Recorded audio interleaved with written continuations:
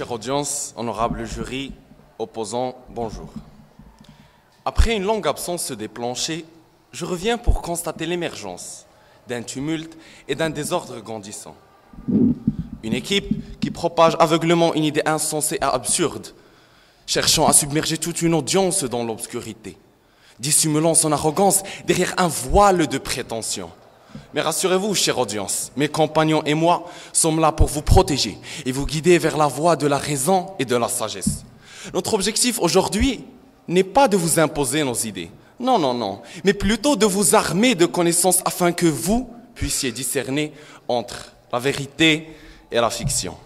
Le socialisme est incontestablement la seule solution viable face aux inégalités sociales.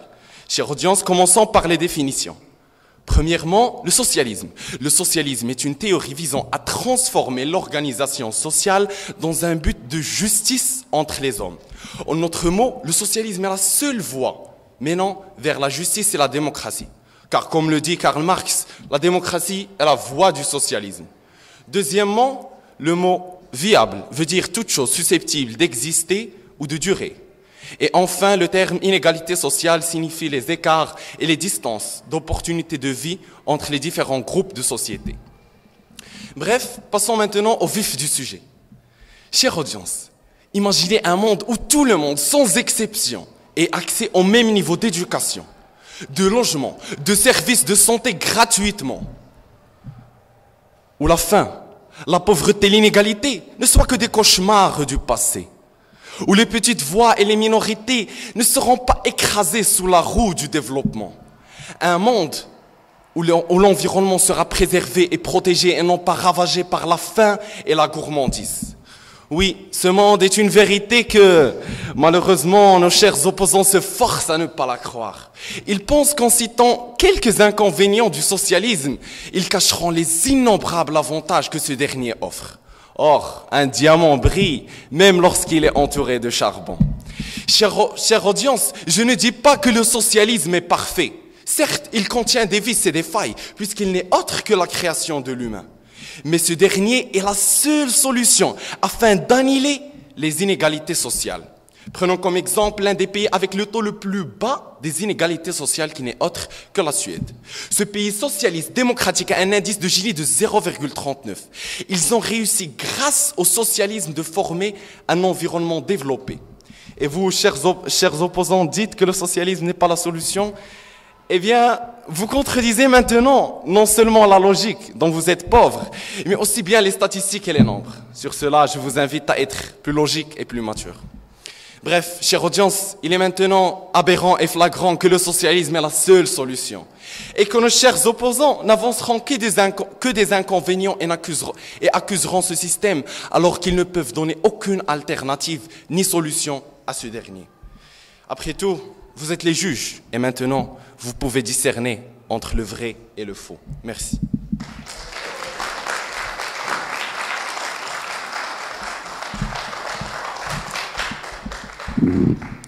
Viable, chose qui existe et qui dure, mais jusqu'à l'heure d'aujourd'hui, nous n'avons pas vu de socialisme qui a duré. Mais bon, hier, je me baladais, et c'est là où j'ai vu des riches, des pauvres, vivant ensemble, partageant les mêmes écoles, les mêmes opportunités, les mêmes quartiers. Mais soudain, un bruit sourd a rompu cette vision. C'était le son de mon réveil. Oui, tout cela n'était qu'un rêve éphémère, une chimère qui s'évanouit dès que les premiers rayons du soleil illuminèrent ma chambre. La réalité m'a rattrapée alors, implacable qu'elle est, et m'a rappelé la complexité du monde dans lequel nous vivons. Mesdames et messieurs, éminents membres du jury, bonjour. Le débat entre socialistes et capitalistes a toujours mêlé convictions et controverses. Cependant, aujourd'hui, je ne suis pas ici pour y participer. Non, je suis ici pour vous exposer la réalité crue des inégalités sociales. Une réalité bien plus profonde et bien plus complexe que les schémas binaires auxquels nos chers opposants voudraient la réduire.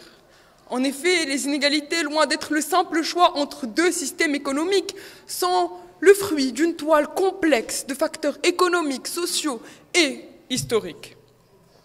Et pourtant, dans notre quête de solutions rapides, faciles et efficaces, nous sommes souvent tentés de céder aux sirènes de la simplicité, de croire en des réponses toutes faites. comme le socialisme.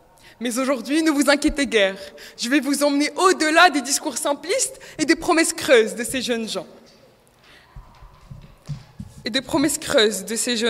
Qui, décidément unis, attablés, promettant égalité, prospérité, jusqu'à même fraternité. Et non, je ne me retrouve pas en face de la République française, mais bien en face de jeunes gens ambitieux, mais dans les aboutissements se trouve tout sauf promettant. En effet, le socialisme en théorie, c'est la solution, mais en pratique, ce n'est que confusion et illusion. Chère audience, notre société agonise, les inégalités l'entravent, et l'équité se fait rare, comme une enclave. Et c'est là où nos sauveurs, que dis-je, nos rêveurs, se ramènent avec le remède miracle, extrait direct d'un oracle pour guérir cette maladie, sans se soucier une seule seconde de ses nombreuses facettes. Donc imaginez, si vous le voulez bien, les inégalités sociales comme un puzzle, où chaque pièce représente une facette. Éducation, santé, emploi et bien d'autres encore. Eh bien, le socialisme, lui, prétend être la pièce manquante qui assemblera ce puzzle. Mais hélas, son emboîtement se trouve un peu trop bancal. Bon, prenons l'emploi par exemple. Le socialisme affirme orchestrer la redistribution des richesses, mais souvent ces pas sont maladroits, écrasant innovation, piétinant initiative individuelle sous les réglementations kafkaïennes. D'ailleurs, Kafka a dit un jour, un idiot est un idiot. 2 idiots sont 2 idiots. Mais 1000 idiots sont un parti politique. Fin de citation.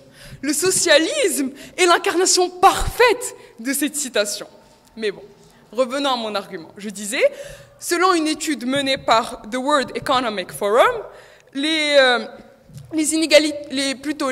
économies socialistes ont connu une croissance faible. De plus, ces réglementations excessives et kafkaïennes, comme je le disais, liées au marché du travail, ont fait augmenter le chômage et diminuer la mobilité professionnelle, comme le montre une étude faite par Center of Economic Policy Research.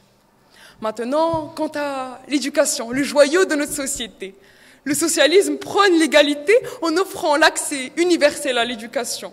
Mais en réalité, cela se traduit souvent par un nivellement par le bas, où l'excellence est reléguée au placard des rêves brisés, et où les talents sont écrasés au lieu d'être encouragés. De plus, dans certains pays d'Europe de l'Est, après la Seconde Guerre mondiale, les politiques éducatives socialistes ont donné ou ont conduit à un enseignement uniformisé fade, limitant ainsi le développement des talents et la possibilité d'expression individuelle. Donc, en fuyant cette forme d'inégalité qui est l'inégalité à l'accès à l'éducation, nous tombons dans une autre forme d'inégalité, l'inégalité liée à la créativité. On se retrouve alors avec une société qui empathie dans son ensemble. Et c'est par empathie et non par sympathie, ou peut-être même par sympathie, que je me dois de sortir mes chers adversaires de ce brouillard qui les aveugle de plus en plus. En résumé, après avoir parcouru le paysage désolé du socialisme, il me semble que nous ayons affaire à un cas plutôt classique. Beaucoup parler pour ne rien dire. Le socialisme nous le sent avec des promesses fracassantes et des résultats plutôt qui frôlent le ridicule. Il est temps d'admettre, mesdames et messieurs, il est temps pour nos opposants d'admettre que cette idéologie se rapproche plus des contes de fées que de la réalité. Il est temps de rechercher et de chercher des solutions plus pragmatiques. Mais bon, je vois que vous êtes un peu trop occupés à ne rien faire, même pas à chercher vos propres arguments. Donc, nous les chercherons pour vous, ces solutions. Merci.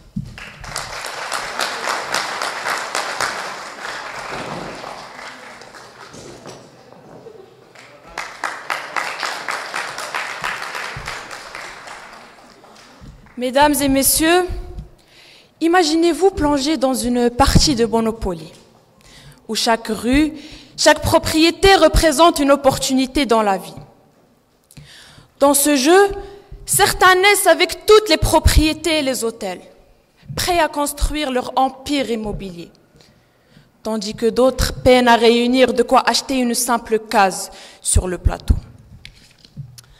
Ce tableau pourrait bien sembler amusant dans le cadre d'un jeu de société, mais c'est malheureusement la réalité pour beaucoup dans notre société.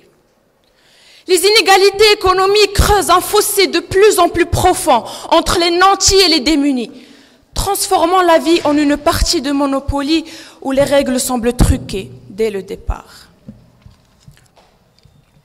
Dans cette partie de Monopoly qu'est la vie, certains ont des dés pipés dès leur naissance, tandis que d'autres se retrouvent avec des cartes chance bien peu chanceuses. Le socialisme se présente alors comme l'arbitre impartial, prêt à remettre les pendules à l'heure dans ce jeu injuste. Il propose de redistribuer les cartes et de rééquilibrer le jeu pour que chacun ait une chance égale de réussir.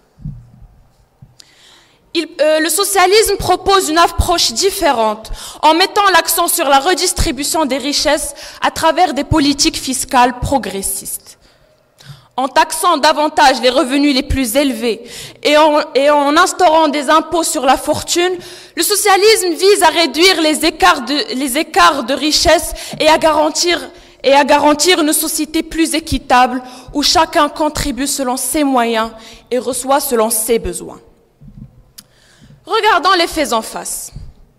Selon l'Organisation mondiale de la santé, près de la moitié de la population mondiale n'a pas accès à des services de santé essentiels.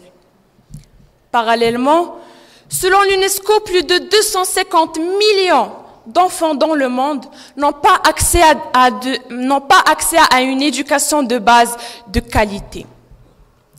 Ces chiffres glaçants montrent l'ampleur de l'inégalité sociale qui persiste dans notre monde actuel. Le socialisme offre une solution pragmatique à cette crise, en reconnaissant que la santé, l'éducation et le logement sont des droits fondamentaux dont chacun doit bénéficier indépendamment de leur situation financière. Des pays comme la Finlande et la Norvège, qui ont adopté des politiques sociales progressistes, affichent des résultats impressionnants en matière d'accès aux services de base et de réduction des inégalités. Soit un indice de développement humain de 0,957 pour la Norvège et de 0,938 pour la Finlande. En outre, le socialisme encourage également la création de sociétés plus inclusives en favorisant la diversité et en luttant contre la discrimination. Des études montrent que les pays dotés de politiques sociales fortes ont tendance à avoir des niveaux plus faibles d'écart économique et de tensions sociales. Certes, les critiques subsistent, arguant que le socialisme étoufferait l'initiative individuelle et freinerait la croissance économique. Cependant, l'exemple des pays nordiques démontre le contraire.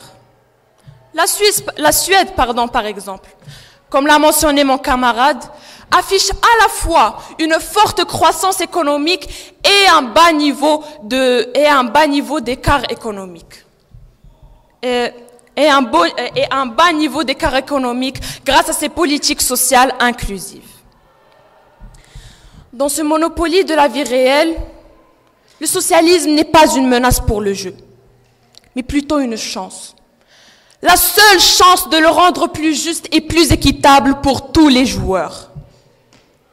Car après tout, dans un jeu où les règles semblent injustes dès le départ, la vraie victoire réside dans la capacité de changer ces règles pour le bien de tous. Merci.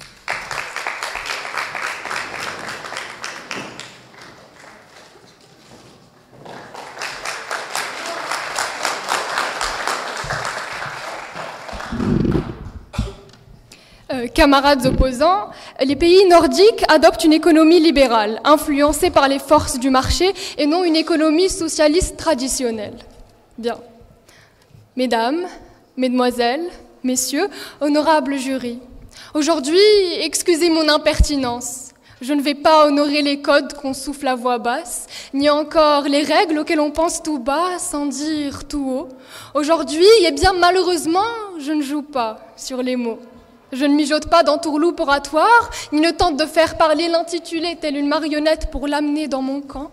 Aujourd'hui, Invraisemblablement, et aussi important que cela puisse paraître, je suis authentique.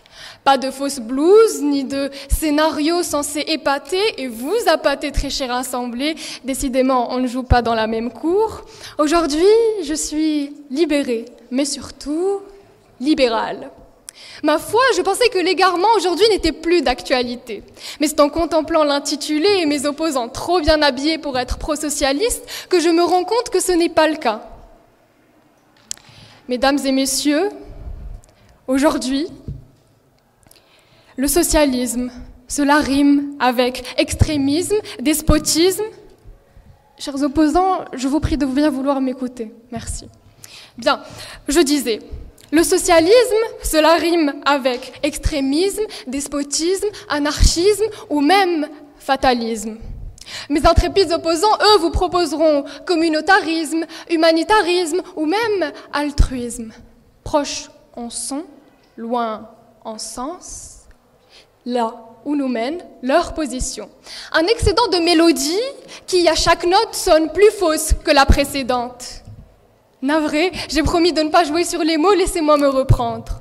Le socialisme, tendance politique historiquement marquée à gauche, aujourd'hui décidément à ma droite, qui a pour principe de base réduire les inégalités sociales et surtout combattre et réduire les inégalités sociales, centraliser l'économie et aspirer à un monde meilleur fondé sur une organisation sociale harmonieuse, n'a tout bonnement jamais su garder ses promesses. 27 octobre 2002. Favela et samba. Nous sommes donc au Brésil. Le Parti socialiste remporte les élections présidentielles, avec pour mot d'ordre sortir les Brésiliens de la pauvreté. Alerte spoil, ce fut un fiasco. La pauvreté a très vite regagné le Brésil, en augmentant durant les 15 dernières années, certaines fois de plus de 11,5% par an. Je vous prie de bien vouloir m'écouter, vous me dérangez. Merci. Je disais qu'au Brésil, après l'élection du Parti socialiste, la pauvreté a très vite regagné le Brésil en augmentant de plus de 11,5% par année. Aujourd'hui, plus de 25 millions de Brésiliens vivent avec moins de $2 par jour.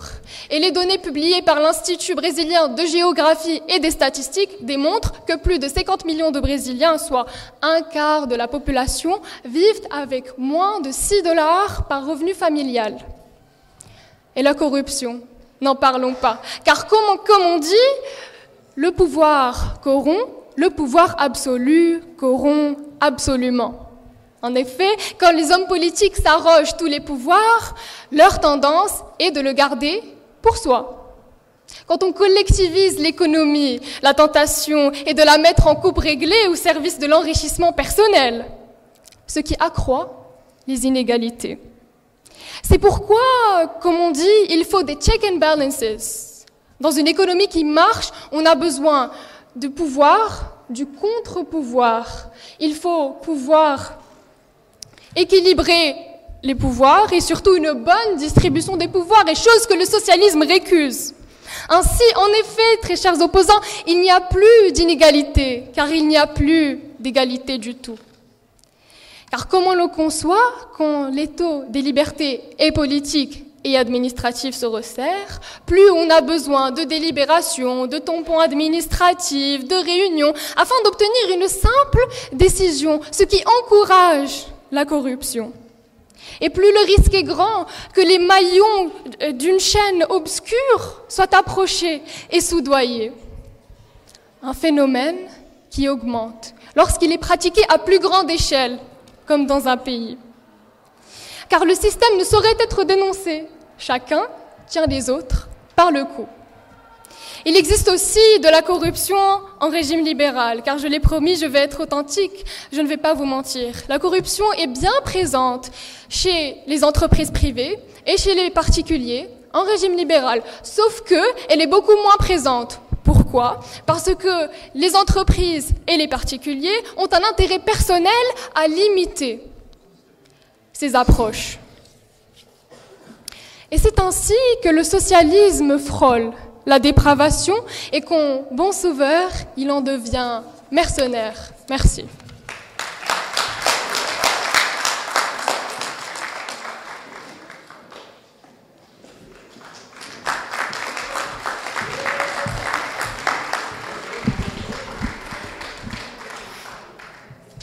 Honorable jury, mesdames et messieurs, un grand bonjour à vous. Imaginez-vous dans une jungle où les singes se balancent de branche en branche et où la loi du plus fort règne. Mais même dans ce monde sauvage, les inégalités peuvent provoquer une révolte inattendue.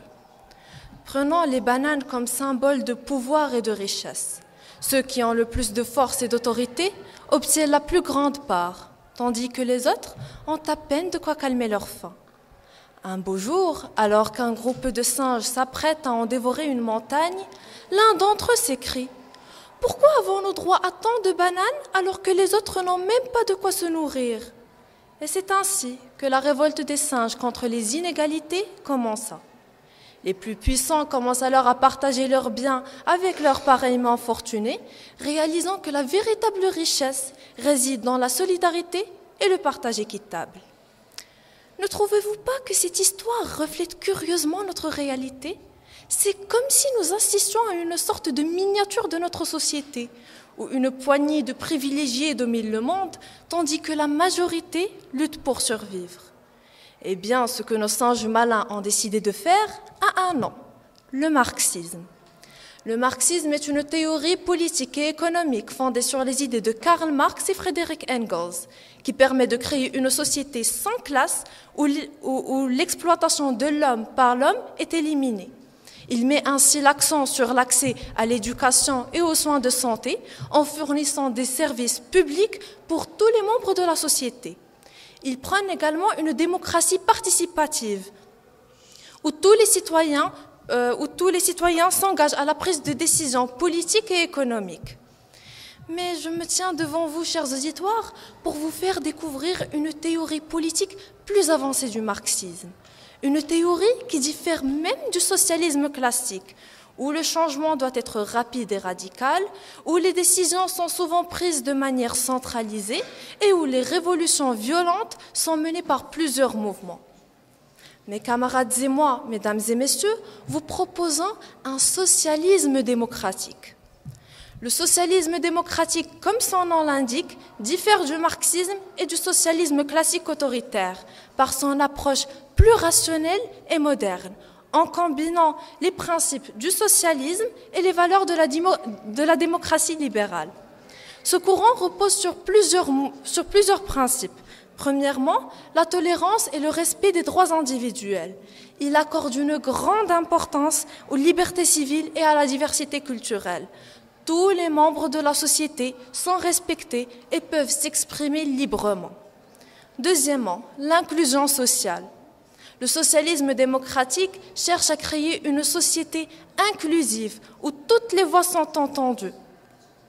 Cela implique de lutter contre les discriminations basées sur le sexe, la race, la religion et toute autre caractéristique. Troisièmement, justice sociale et égalité des chances. Il vise à créer une société plus égalitaire en réduisant les inégalités sociales et économiques. Il met l'accent sur l'accès équitable aux opportunités et aux services publics et à la protection des plus vulnérables. Et enfin, quatrièmement, réforme sociale par des moyens démocratiques. Plutôt que de recourir à une révolution violente et agressive, le socialisme démocratique opte pour une voie pacifique. Et comme disait le chef d'État chinois Mao Zedong, les mauvaises herbes du socialisme valent mieux que la récolte du capitalisme. Et permettez-moi de vous dire, mesdames et messieurs, qu'en fin de compte, nous méritons tous la même quantité de bananes dans la vie. Merci.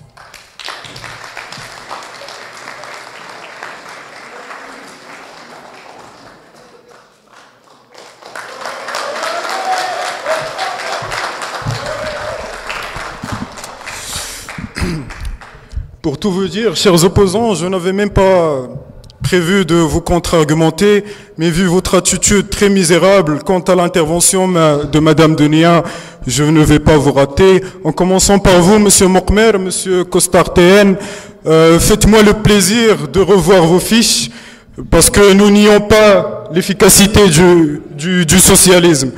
J'ai bien envie de savoir vos inconvénients sur le socialisme, monsieur dictateur de la bonne conscience et de la bonne logique. Mais soit, heureusement que vous existez. Chers opposants, heureusement que vous existez. Car en ce monde cruel, déshumanisé par le capitalisme sauvage, peu sont les personnes qui osent encore défendre des idéaux révolutionnaires pour se mettre au rang des plus faibles.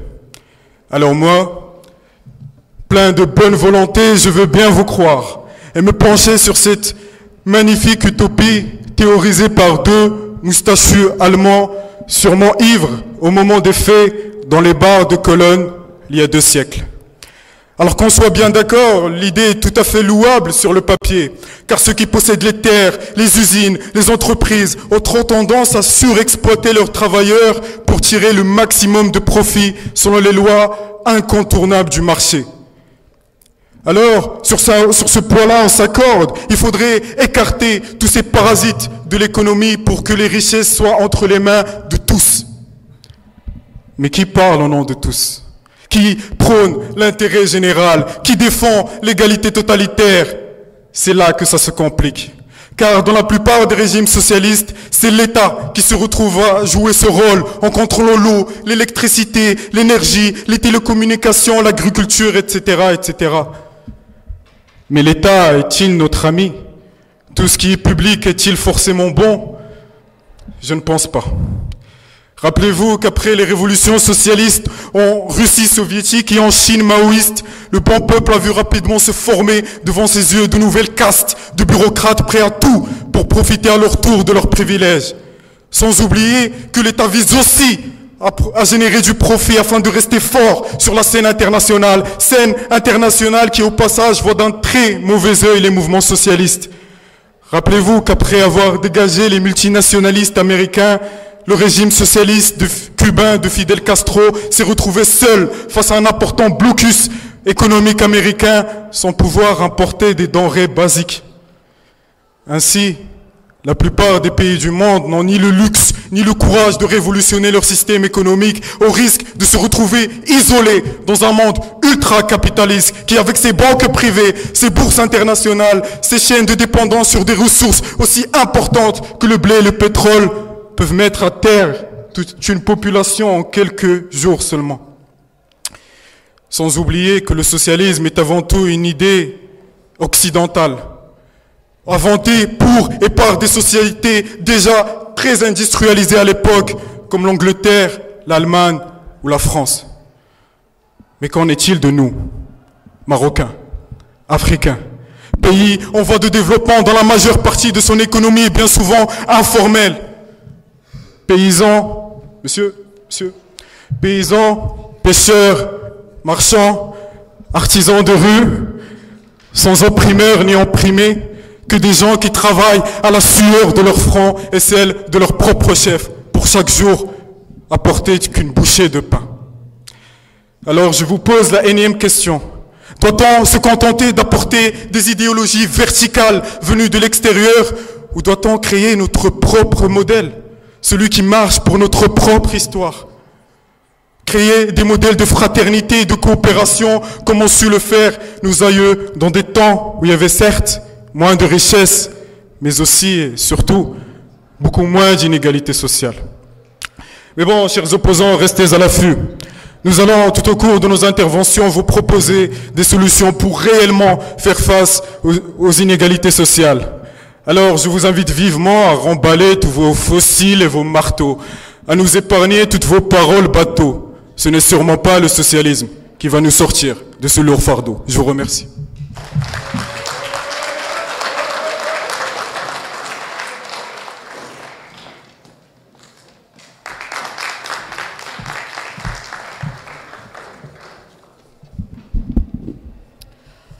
Nos chers opposants dans la demoiselle ont bien cité que jusqu'à présent, l'homme n'a pas encore vu le socialisme et a vécu dans le socialisme avec prospérité. Mais malheureusement, nos chers jeunes si éloquents et cultivés, ignorent leur propre histoire. Le califat Omar ibn Abdelaziz, oui, c'était un homme socialiste, démocrate d'ailleurs, qui a pu éradiquer l'inégalité en uniquement 2 ans.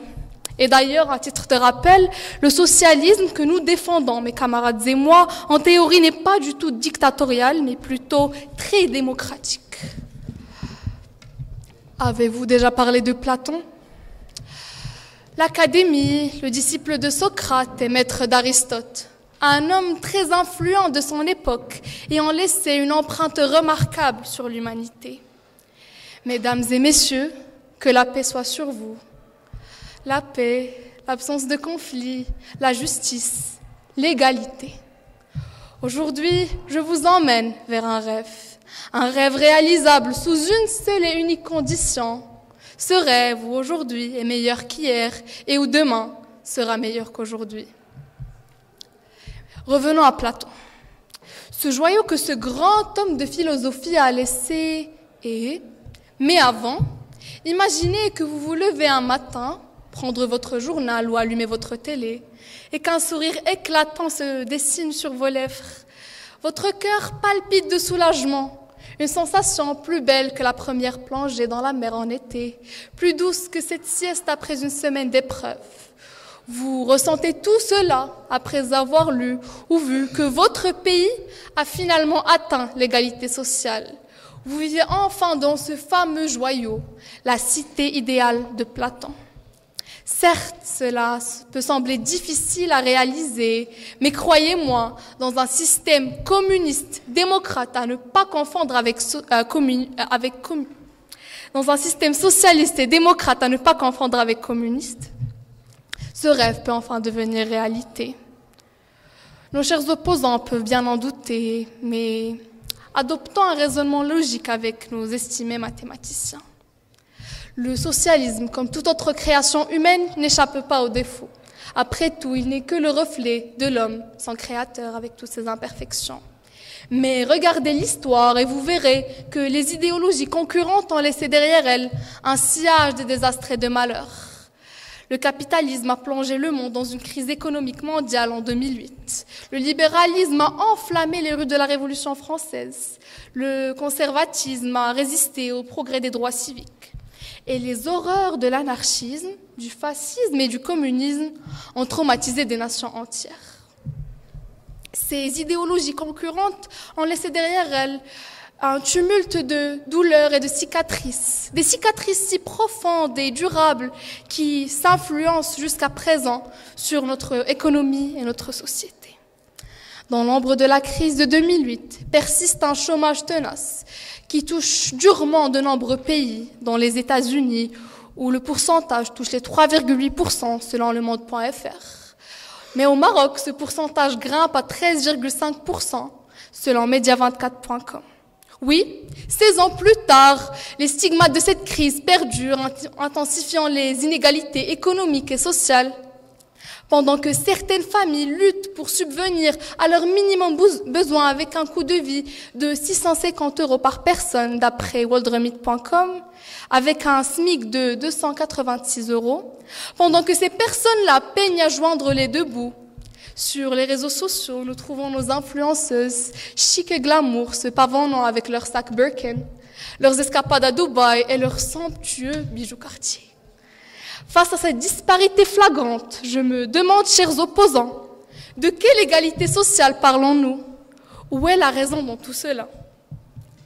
Chers opposants, chère audience, ouvrons nos cœurs à la réalité, réalisons que le privilège de faire partie d'une institution si réputée et prestigieuse n'est pas donné à tous, que se rendre au M Avenue ou à Carré Eden pour acheter une nouvelle tenue ou une paire de chaussures relève du rêve inatteignable de certains.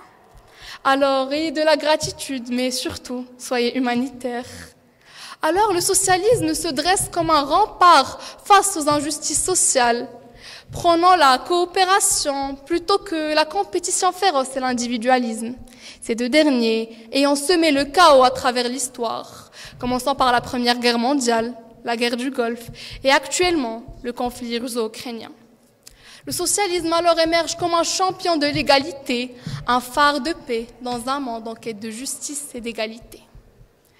Devant cette assemblée, je rêve d'un monde empreint de fraternité ou d'égalité, où chacun trouve sa place à la table de l'humanité, où la compassion et le partage triomphent de l'injustice et de l'ignorance. J'espère le jour où je pourrai m'installer dans un restaurant et voir ces mêmes personnes qui mendiaient pour de l'argent s'asseoir pour savourer un bon repas. Chers opposants, que cet exemple résonne en vous. Je vous laisse méditer là-dessus. Merci.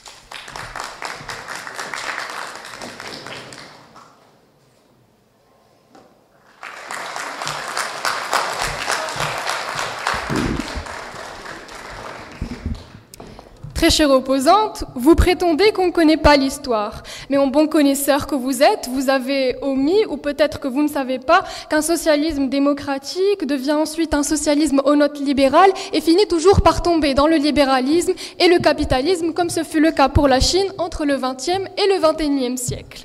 Ne vous inquiétez pas, nous l'avons compris. Votre quête est noble et vos intentions sont des plus pures. Mais désolé d'avoir à vous l'annoncer, vos visions sont bien trop restreintes. Le socialisme, la seule solution viable face aux inégalités sociales, réduire nos problèmes socio-économiques à un régime politique qui, historiquement, n'a montré que déclin sur déclin. À vouloir bien faire, ou mieux faire, on finit toujours par faire mal. Face aux inégalités sociales, on a besoin d'un régime politique et d'une économie qui marche. Une économie socialiste est une économie qui est entre les mains du gouvernement, ce qui signifie que les décisions sont centralisées, et donc une approche de travers et tout s'écroule. Pour illustrer plus simplement, supposons qu'aujourd'hui je vais imposer à tous les élèves d'être médecins. Je vais encourager la médecine, ce qui entraînera un déclin de la diversité au sein de ma micro-société. Et donc pourquoi j'ai décidé d'obliger tout le monde à être médecin? Parce que selon moi, cela aidera à diminuer le taux de mortalité. En théorie, c'est possible, mais en pratique, que se passe-t-il? Je vais encourager la médecine, j'aurai moins d'élèves ambitieux, moins de diversité, plus j'investirai dans le domaine des médicales, moins j'aurai de fonds pour le reste, et donc je ne pourrai pas investir dans l'éducation primaire et le préuniversitaire. En conséquence, j'aurai des médecins moins compétents, et au final, mon taux de mortalité, ne diminuera pas. Mon intention était noble, mes résultats ne le sont pas. C'est pourquoi, en socialisme, on tombe toujours dans un cercle vicieux où nobles intentions côtoient puériles défaites. En faisant l'analogie, très chers opposants, on comprend pourquoi, alors, l'Union soviétique et la Corée du Nord ont connu des échecs économiques monumentaux. Alors, non, le socialisme n'est pas une solution viable face aux inégalités sociales. Merci.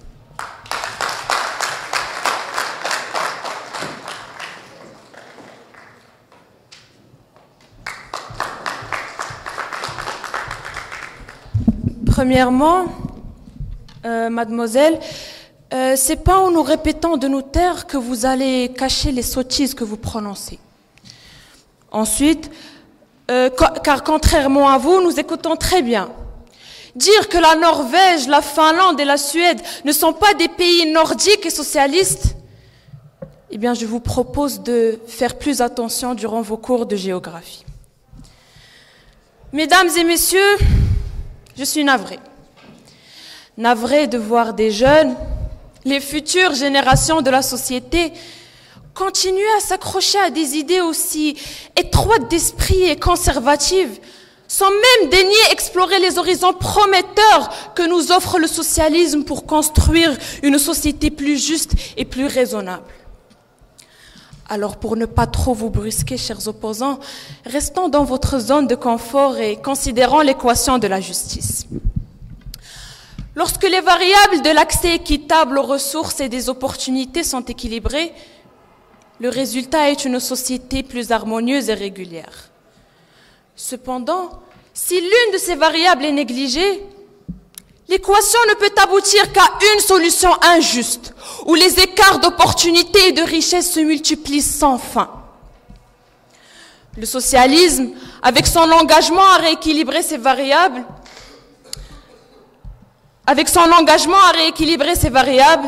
devient ainsi l'élément clé pour résoudre cette équation sociale et garantir un avenir prospère où chacun peut contribuer et prospérer impartialement. Sous les feux de la lumière sociale, le socialisme s'attelle à tordre le cou aux inégalités économiques, tissant un filet solide pour rattraper ceux qui risquent de chuter dans les abîmes de la pauvreté. Car il est plus que temps de reconnaître que la fortune ne devrait pas être un privilège réservé à une poignée d'élus, mais plutôt une source d'abondance partagée par tous. Le socialisme, avec son esprit d'entraide et de coopération, se dresse comme un phare éclairé au milieu de la nuit sociale. Il rappelle à chacun que notre destin est lié, que nous sommes tous membres d'une famille humaine et que notre succès individuel dépend du bien-être collectif. Alors rappelons-nous que dans cette grande équation de la société, le socialisme n'est pas uniquement une solution parmi d'autres, mais est l'unique formule qui garantit une solution équitable pour tous. En choisissant la voie du socialisme, nous optons pour la solidarité et la coopération, garantissant un avenir prospère pour tous, ne laissant personne pour compte. Comme nous le rappelle le célèbre proverbe, « Seul on va plus vite, ensemble on va plus loin ». Merci.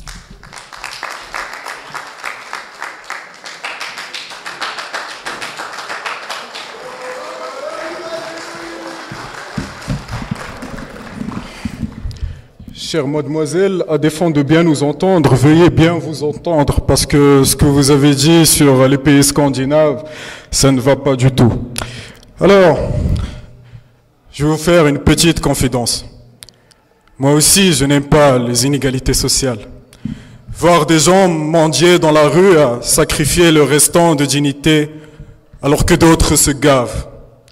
Voir ce petit enfant me tendre la main, souffrant d'un manque d'éducation et de santé, alors que d'autres jeunes comme lui se goinfrent d'abondance et d'artificiel. Et d'ailleurs, personne n'aime ça.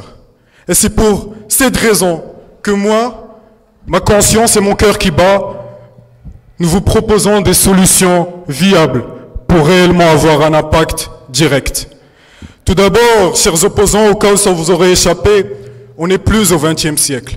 Et qu'il est grand temps de cesser de raisonner avec ces dualités politiques, capitalisme, socialisme, qui a assez duré à mon goût. Et qu'il est grand temps de faire preuve d'innovation politique en créant de nouveaux systèmes. On pourrait à la fois laisser la liberté économique aux individus d'entreprendre, de créer des richesses afin de ne pas briser justement cet élan créatif comme le fait le socialisme, tout en ayant un État fort qui essaye de réguler. Une sorte de garde-fou qui, à chaque fois qu'il y ait des gens qui, dans leur quête de profit et de pouvoir, n'hésitent pas à violer les codes du travail, à surexploiter leurs travailleurs, qui préfèrent jouer en bourse que d'investir dans l'économie, qui préfèrent profiter du système, de les taxer. Et je dis bien les taxer pour redistribuer l'argent aux pauvres de manière équitable. Et je vous vois venir, une sorte de passerelle est totalement possible. Et c'est ce que fait déjà les pays scandinaves, comme la Norvège ou la Suède, qui même en ayant un système assez capitaliste qui donne plus de place à l'entrepreneuriat, ont toujours un État fort qui se soucie du mal-être de leurs citoyens. Donc voyez-vous, chers opposants, il ne faut pas se leurrer. Ce n'est pas d'un État socialiste qu'il nous faut, mais d'un État social. D'un État social dont le but n'est pas tant de gérer l'économie que d'assurer à tous ses citoyens leurs besoins fondamentaux, assurer l'accès gratuit à la culture, à l'éducation, à la santé, aux indemnités de chômage et aux services publics. Et bon, pour finir sur une touche de positif, symbole d'espoir et d'optimisme, le Maroc aussi a dernièrement compris en adoptant l'aide sociale directe aux familles qui en ces temps d'inflation, ne vont pas tarder ou, pour certaines, sombrent déjà dans la misère et la précarité. Mais, chers opposants, je ne sais pas si je vous l'ai déjà dit ou pas, heureusement que vous existez. Car ce n'est ni le débat, ni le conflit intellectuel et politique qui nous oppose, qui m'empêche de saluer votre bonté et votre bon cœur. Mais je l'espère et j'ai l'espoir que dans quelque temps, j'aurai enfin le plaisir de pouvoir saluer vos idées. Je vous remercie.